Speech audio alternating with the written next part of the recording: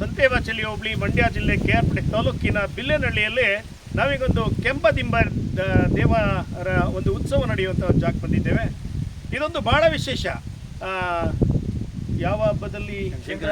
ಸಂಕ್ರಾಂತಿಯಲ್ಲಿ ಮೊಲವನ್ನು ಹಿಡಿದು ಕಿವಿಗೆ ಓಲೆಯನ್ನು ಹಾಕ್ತಿದ್ರಂತೆ. ಆ ಓಲೆ ಹಾಕಿ ಮುಂದಿನ ವರ್ಷ ಬೇಟೆಗೆ ಅದನ್ನು ಬೇಟೆ ಆಡಿ ಹಿಡಿತಾ ಇದ್ರಂತೆ. ನೋಡಿ, 1 ವರ್ಷಗಳ ಕಾಲ ಆ ಮೊಲಕ್ಕೆ ಓಲೆಯನ್ನು ಚುಚ್ಚಿ, ಅಂದರೆ ನೀವು ನಂಬ್ತಿರೋ, ಇತ್ತೀಚೆಗೆ ಬೇಟೆ ಎಲ್ಲ ಇಲ್ಲ, ಒಂದು 40 ವರ್ಷದ ಹಿಂದೆನೂ ಕೂಡ ಇಲ್ಲಿ ಮಾಡ್ತಾಯಿದ್ರು ಅನ್ನುವುದು ನಮ್ಮ ಪೂರ್ವಿಕರು ಇವರೇ ಹೇಳ್ತಾ ಇದ್ದಾರೆ. ಇವರು ಕೂಡ ಎಲ್ಲ ಭಾಗಿಯಾಗ್ತಿದ್ರಂತಾಗ ಇಡೀ ಊರಿನ ಜನ ಇಲ್ಲಿ ಬಂದು ಆ ಮೊಲಕ್ಕೆ ಚಿನ್ನದ ಓಲೆಯನ್ನು ಹಾಕಿ ಬಿಟ್ಬಿಡ್ತಾ ಇದ್ರು. ಬಿಟ್ಟ ಮೇಲೆ ಮುಂದಿನ ವರ್ಷ ಅದನ್ನು ಬೇಟೆ ಆಡಲೇಬೇಕಾಗಿತ್ತು. ಅದು ತಲಾಂತರದ ಒಂದು ಪದ್ಧತಿ ಕೂಡ ಆಗಿತ್ತು. ಅದೇ ಮೊಲ ಸಿಗ್ತಾ ಇತ್ತು ಅನ್ನೋದು ಭಾಳ ವಿಶೇಷ ಕೂಡ.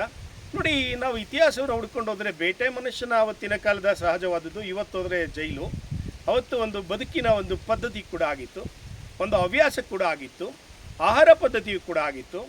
ಇವತ್ತೆಲ್ಲ ಅದಕ್ಕೆ ಭಾಳ ತದ್ವಿರುದ್ಧವಾದ ಕಾನೂನುಗಳು. ಹೌದು, ನಾವೊಂದಷ್ಟು ಇತಿಹಾಸ ಪರಂಪರೆಯನ್ನು ಹುಡುಕ್ತಾ ಹೋದಾಗ ಈ ನಮ್ಮ ಬಿಲ್ಲೆನಹಳ್ಳಿಯಲ್ಲಿ ಈ ಒಂದು ಮಂಟಪ, ಈ ಮಂಟಪ ಬಹುಶಃ ನಮಗೆ 3-4 ಅರ್ಥ ಸಿಗುತ್ತೆ. ಜಮೀನನ್ನು ಕಾಯುವಂಥ ಮಂಟಪವಾಗಿತ್ತ, ಅಕಸ್ಮಾತ್ ಇಲ್ಲೇ ಕೊಳ ಇರೋದ್ರಿಂದ ಈ ಕೊಳದಲ್ಲಿ ಯಾವುದಾದ್ರೂ ಪೂಜೆಯನ್ನು ಮಾಡುವಂಥ ಪದ್ಧತಿ ಇಲ್ಲಿತ್ತ, ಏನೋ ಒಟ್ಟಾರೆ ಇತಿಹಾಸ. ಇದೊಂದು ಸ್ಮಾರಕ ನಮಗೆ ಒಂದಷ್ಟು ಇತಿಹಾಸವನ್ನು ಹೇಳುತ್ತೆ. ಆದರೆ ಇಲ್ಲಿಯ ಹಿರಿಯರು ಹೇಳ್ತಾರಲ್ಲ, ಇದು ನಮಗೆ ಭಾಳ ವಿಶೇಷ.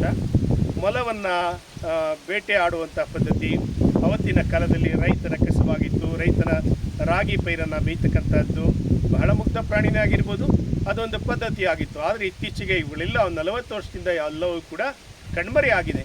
ಈ ಒಂದು ಇತಿಹಾಸವನ್ನು ಮಹಾದೇವ್ ಅವರು, ಹಾಗೆ ರಘು ಅವರು, ಪ್ರಕಾಶು ಅಣ್ಣ, ನಿಮ್ಮ ಹೆಸರು? ರಾಮೇಗೌಡರು.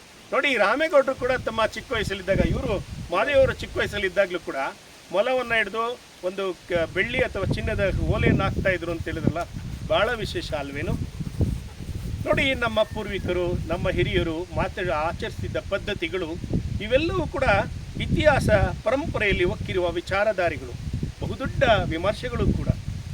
ನಾವು ಬಿಟ್ಬಿಟ್ಟಿದ್ದೇವೆ. ಇವತ್ತೆಲ್ಲ ಯಾರು ನೋಡಿ BP ಶುಗರ್ ಅಂತ ಹೇಳ್ತೇವೆ. ಅವತ್ತು ತಿನ್ನುವ ಆಹಾರ, ಅವತ್ತು ಪ್ರಕೃತಿ ದತ್ತವಾಗಿ ಗೆಡ್ಡೆ ಗೆಣಸೆಲ್ಲ ತಿಂತಿದ್ರು. BP ಅನ್ನೋದೇ ಗೊತ್ತಿರಲಿಲ್ಲ, ಶುಗರ್ ಅನ್ನೋದೇ ಗೊತ್ತಿರಲಿಲ್ಲ 50 ವರ್ಷದ ಹಿಂದೆ.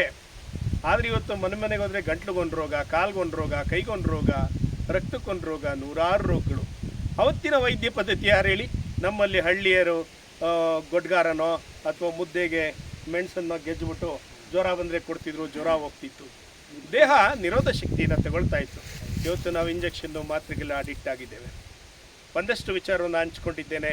ನಮಸ್ಕಾರ ಆತ್ಮೀಯರೇ.